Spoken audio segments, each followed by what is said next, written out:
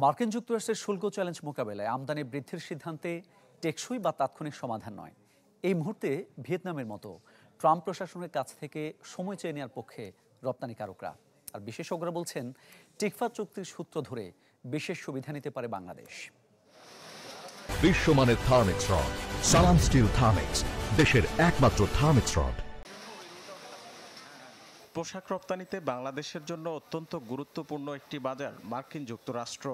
চলতি বছরের প্রথম মাসে দেশটিতে $৭৯ কোটি পোশাক রপ্তানি তৈরি করে নতুন সম্ভাবনা, যেখানে প্রবৃদ্ধি ছিল প্রায় 46%। তবে সম্প্রতি ট্রাম্পের নতুন শুল্ক নীতি বাড়িয়েছে চিন্তা।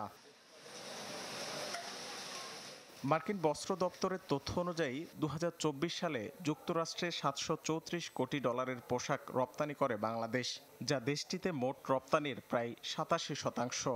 এক্ষেত্রে রপ্তানি শুল্ক দিতে হয় গড়ে 15% হারে। বিপরীতে শুল্কমুক্ত সুবিধায় যুক্তরাষ্ট্র থেকে আসে $36 কোটি তুলা। এমন পরিস্থিতিতে ট্রাম্প প্রশাসনের সিদ্ধান্তকে যৌক্তিক মনে করছেন না রপ্তানিকারকরা। তবে এ নিয়ে আতঙ্কিত নন তারা। আমরা যে গুডস এক্সপোর্ট করব to USA, for example T shirt বা ডেনিম, সেইখানে যদি আমরা ইউএস কটন ইউজ করি, তাহলে এই কটন পোর্শনটা বাদ দিয়ে বাকিটার উপরে ডিউটি ইম্পোজ করতে পারে।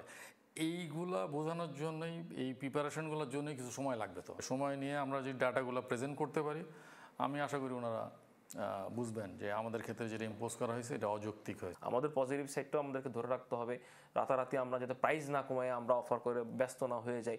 বায়ারকেও কিন্তু মালটা নিতে হবে। সো এই মালটারও কিন্তু ওকে বিকল্প কোথাও বের করেই যেতে হবে। সো ওরও কিন্তু ঠেকা আছে, ঠেকা শুধু আমার একার না। সো ওই জায়গাটা আমাদেরকে একটু ধৈর্য ধরে অবজারভেশন করতে হবে।